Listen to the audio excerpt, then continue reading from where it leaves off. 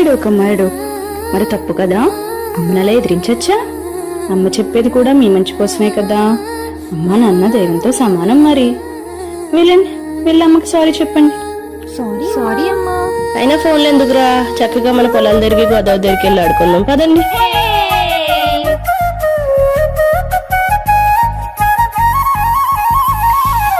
పారే గోదారి గలగల నవ్వే నా దారి, చుట్టూ పొలమాది మిల మిల చూడవే చిన్నారి. పారే గోదారి గలగల నవ్వే